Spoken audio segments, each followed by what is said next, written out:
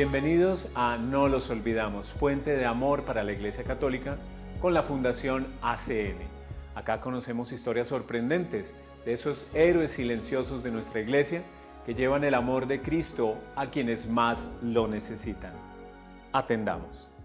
¿Cómo viste tú en tu última visita el rol especialmente de mujeres consagradas, es decir, de monjas, de religiosas, de hermanas trabajando en la iglesia en Cuba?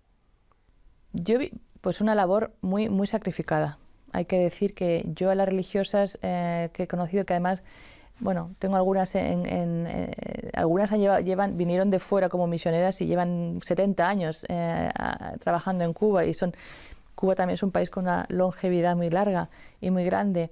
Pero estas mujeres, sobre todo las religiosas que yo he visto, yo digo que es una iglesia en salida. Es decir, en Cuba en estos momentos la iglesia no se concentra en grandes ciudades y capitales. La iglesia está también como, ¿cómo se dice?, como los vasos capilares, ¿no? Está permeando muchas situaciones rurales, con mucho sacrificio, pero por eso para mí me impresiona, porque no se trata de número, se trata de ir a ver dónde estaba la fe y dónde ha sido conservada esa fe de gente que a lo mejor hace años que le dieron los sacramentos y que quiere conocer más de Cristo, y la Iglesia no piensa eficacia, cálculo de tiempo, no. Pues hay una personas que voy a alcanzar haciendo este esfuerzo, sino es el valor del alma. El valor de esa gente que tiene una fe que hay que mantener viva, ¿no?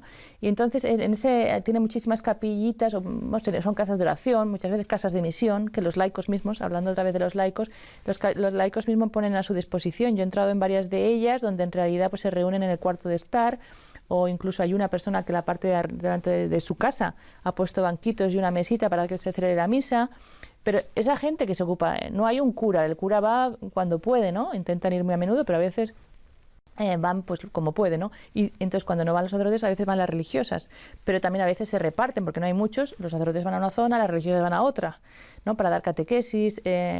Interesante, los niños, por ejemplo, lo que te decía antes, en Cuba muchísima gente bautiza a sus niños, ¿no? Y entonces, pues obviamente reciben también catequesis, ¿no? Pero también hay muchas conversiones, dijéramos, o yo no sé si conversiones, pero llegadas o sea, de gente adulta que quiere saber más, ¿no? Que quiere conocer la fe. Y entonces ahí están las religiosas en primera, cuidando de enfermos. Hay que también saber y decir que en estos momentos Cuba está sufriendo, volvemos a otra vez al tema de la migración, en el sentido de que mucha gente ha salido de la isla, se ha quedado muchísima gente mayor, muchísima gente enferma. Pues la Iglesia en estos momentos está realizando un trabajo, yo diría, de servicio a esta gente, acompañando mucha gente en su último momento de su vida, que a mí me pareció también por lo que te decía, no estamos pensando esta gente que es mayor, ya para qué, ¿no? No. Mi papel como Iglesia es acompañar a la persona en su camino a Dios, y esta persona está muy cerca también ya de Dios y hay que acompañarle, aunque sea, a veces la religiosa va pues 4 horas de camino para visitar luego, pues a dar la catequesis a los niños y visitar a familias o a mujeres o hombres que están solos y enfermos, ¿no? Es un trabajo para mí maravilloso, hermoso, pero es muy edificante. Y muy sacrificado también, ¿eh? Claro, claro. Ahora que estás mencionando migración, es un fenómeno que se da literalmente en todo el mundo, ¿no? Uno no puede hablar que es un reto que está enfrentando Cuba. Toda Latinoamérica, toda África, Asia. Pero ya hablando de una manera más concreta y sobre todo cómo la Iglesia atiende las consecuencias de la migración, ¿qué es lo que viste tú? O sea, generalmente en otros países se ve, pues se rompe el núcleo familiar y ese tipo de dinámicas.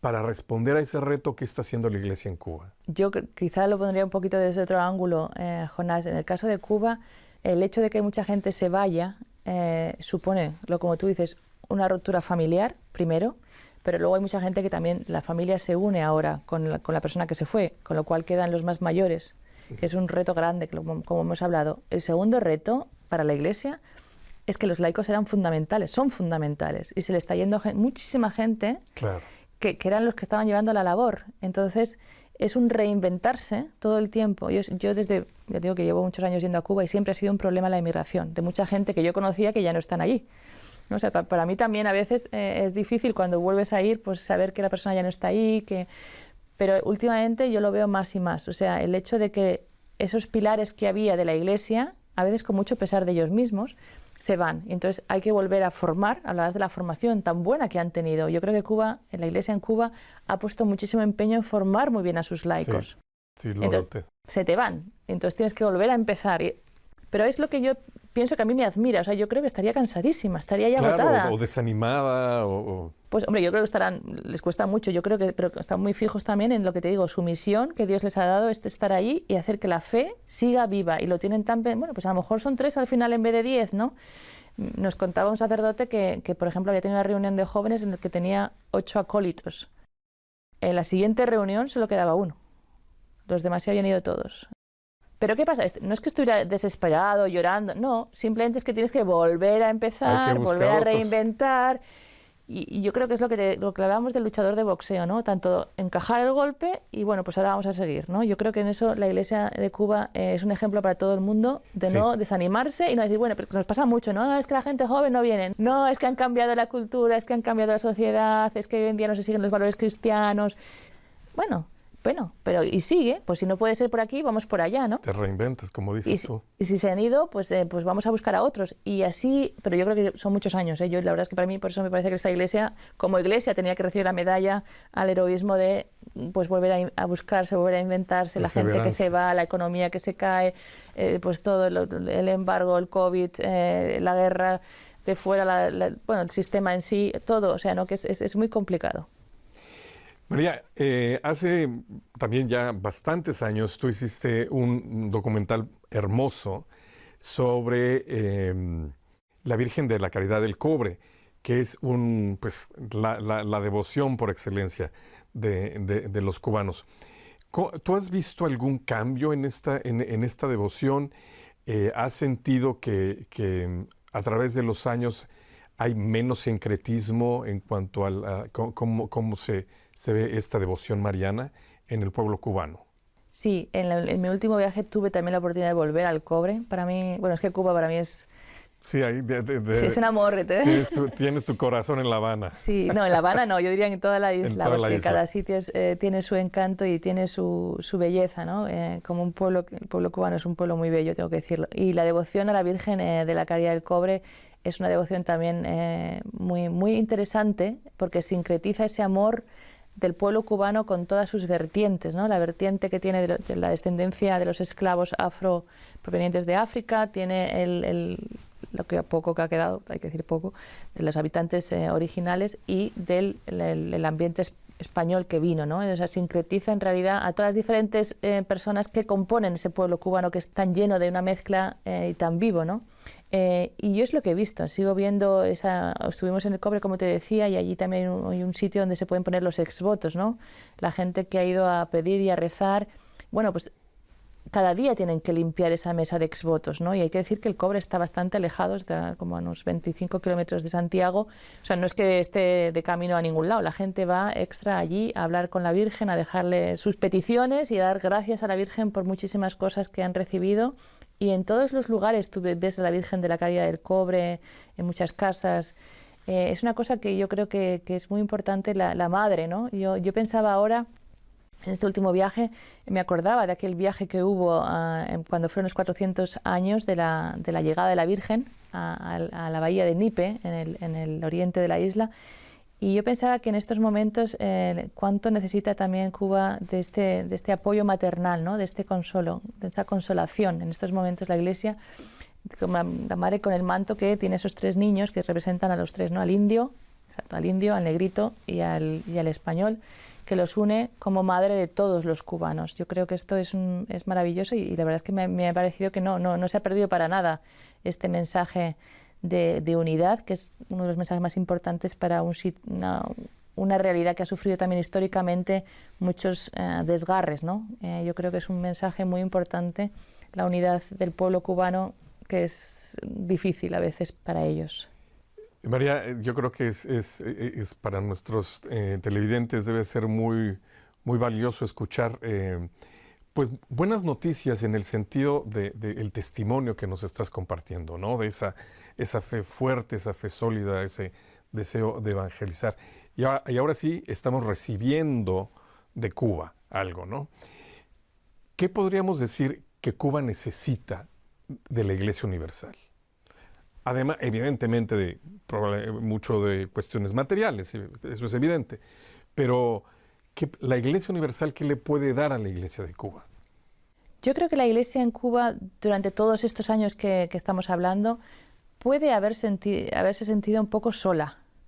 Un poco sola porque hay también un cierto aislamiento, no solamente porque es una isla, sino porque era no sé, como que le ha dejado un poquito, bueno, ya funcionarán como pueda. Yo creo que el sentir con la Iglesia es muy importante, ¿no? Por supuesto, primero rezar por ellos, además de la ayuda material que les puedas decir, pero también yo creo que el aceptar el testimonio de esta Iglesia cubana es también una manera de darles algo, de darles confianza en que lo que han estado haciendo durante tantísimos años es motivo de ejemplo para otros, ¿no? Muy cierto. Tú también has hablado de la formación de los laicos. Yo he visto material catequético, explicando las fiestas de la Iglesia, explicando lo que significa la misa, material que yo creo que muchos países del mundo podrían copiar porque nuestros fieles en muchos países, bueno, nuestros fieles, la gente que está bautizada, porque los fieles a lo mejor están más, le falta mucha formación, ¿no? ¿Por qué existe, qué se hace en la Iglesia? ¿Por qué significa el cirio litúrgico? Claro, la gente que de Iglesia sabe, pero fuera de la Iglesia muchas veces no sabemos cómo explicar estas cosas a la gente lejana. Y eso en Cuba lo han aprendido perfectamente cómo explicarle al más lejano que está por ahí la simbología de la Iglesia, la fe, el Evangelio, o sea, lo han masticado mucho y yo creo que eso es una cosa, o sea, aceptando eso de ellos, pidiendo también que nos ayuden en eso, sería una manera también, pienso yo, de darles apoyo, ¿no? O sea, no siempre, bueno, cada uno va a lo suyo. Y luego también pienso, por supuesto, que aunque es un tema que es más complicado, pero la Iglesia de Cuba, en esto me lo han dicho también, están muy agradecidos a la Iglesia Universal por la cantidad también de sacerdotes religiosas que manda. Y yo creo que es una cosa que tenemos que seguir haciendo. Pues porque por esta realidad que tienen es difícil a veces, claro. Aunque hay vocaciones en el seminario y tal, pero tampoco hay tantísimas. A lo mejor son, pues yo qué sé, cada año pues habrá pues 5 o 6 para una isla que, pues quieras que no es bastante, geográficamente también a veces muchas zonas rurales donde no se puede llegar a todos los lados. Entonces yo pienso que esta generosidad de la Iglesia Universal, que están muy agradecidos ellos, tiene que seguir ahí, ¿no? Me llamó, por ejemplo, me pareció precioso, me encontré con un sacerdote italiano en una de las diócesis que era de Milán y que el arzobispo de Milán, en una reunión que tuvo con el clero, dijo, ¿no?, que la Iglesia de Cuba le había pedido si podía haber sacerdotes que quisieran ir allí. Con 63 años, este hombre, que no había salido en su vida de Milano, había sido cura toda su vida en Milán, decidió irse a Cuba, lleva 7 años allí. Ahora tiene ya 70 y pico, eso fue cuando tenía 63 años. Lo dejó todo, además era italiano, no sé si hablaba español, yo creo que no, porque estaba aprendiendo, o sea, y me pareció un ejemplo maravilloso. Y me dijo, es que, porque le dije, pero ¿cómo? O sea, ¿cómo? Dice, no, se me quedó esta frase del obispo, yo dije, yo no, pero yo veía que estaba ahí, ¿por qué no? ¿Y por qué no? Fue la llamada de Dios a los 63 años a un sacerdote italiano. Entonces, esa generosidad yo la he visto muchísimo, así como ves ese sufrimiento y ese esfuerzo de la Iglesia, ves también muchísimo la gracia de Dios actuando en Cuba. Historias como estas nos edifican y nos hacen ver que la fe se vive valientemente por parte de los héroes silenciosos de nuestra Iglesia Católica. Gracias por tu compañía. Si quieres conocer más sobre estas historias y cómo ayudar, ingresa a acn-global.org.